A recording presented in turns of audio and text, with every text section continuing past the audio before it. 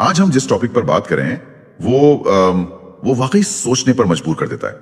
हमारे हाथ एक YouTube वीडियो का ट्रांसक्रिप्ट लगा है जिसका टाइटल है धर्म के नाम पर गुलामी, हिंदू धर्म का काला सच।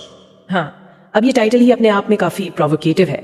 ये स्रोत दावा करता है कि यह भारतीय समाज की जाति व्यवस्था, खासकर शूद्रों और अछूतों के साथ हुए बर्ताव की जड़ों तक जाएगा। हाँ। और ये पड़ताल एक बहुत ही संवेदनशील और गहरे सवाल से शुरू होती है। इस वीडियो में ये तर्क दिया गया है कि कैसे कुछ धार्मिक कहानियों का इस्तेमाल एक ऐसी सामाजिक व्यवस्था को बनाने और उसे सही ठहराने के लिए किया गया जो हजारों साल तक चली।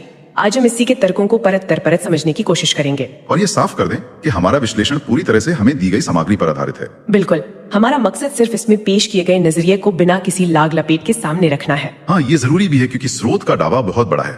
वो कह रहा है कि जिस सामाजिक व्यवस्था को हजारों साल तक दैवीय माना गया, उसकी नींव ही शायद शोषण पर रखी गई थी। तो चलिए उस मूल कहानी से ही शुरू करते हैं जिसे इस पूरी व्यवस्था का आधार बताया जाता है, ब्रह्मा और 4 वर्णों की कहानी। हाँ, ये कहानी ज्यादातर लोगों ने सुनी तो होगी, लेकिन ये ट्रांसक्रिप्ट इस पर एक अलग ही रोशनी डालता है।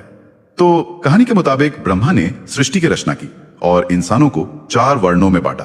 उन्होंने अपने मुख से ब्राह्मणों को बनाया, जिनका काम था ज्ञान और पूजा पाठ, यानी सबसे ऊपर, क्योंकि मुख शरीर में सबसे ऊपर होता है। सही। फिर अपनी भुजाओं से क्षत्रियों को, जिनका काम था समाज की रक्षा करना, युद्ध लड़ना, शक्ति का प्रतीक।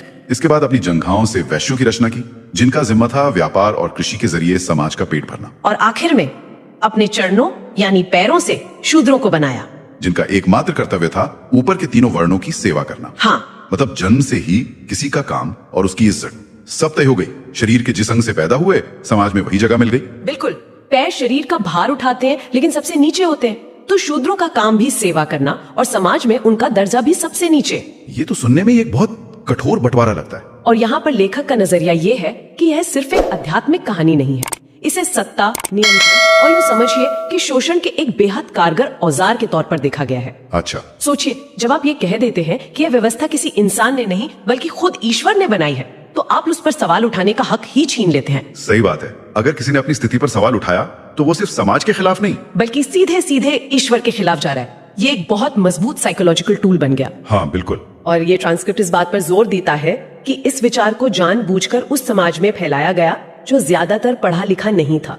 खासकर शूद्रों और अछूतों के दिमाग में ये बात बैठा दी गई कि उनकी गरीबी, उनका अपमान, उनकी ये सेवा की जिंदगी, ये सब ईश्वर की इच्छा है, कि ये उनका धर्म है। हाँ, ये उनका धर्म है और इसे चुपचाप स्वीकार करने से ही उन्हें मोक्ष मिलेगा। उनका एकमात्र उद्देश्य ब्राह्मणों और दूसरे उच्च वर्णों की सेवा करना बताया गया। तो इस कहानी के जरिए लोगों के मन में ये बात बिठा दी गई कि उनकी जगह समाज में तय है और उसे बदलना पाप है।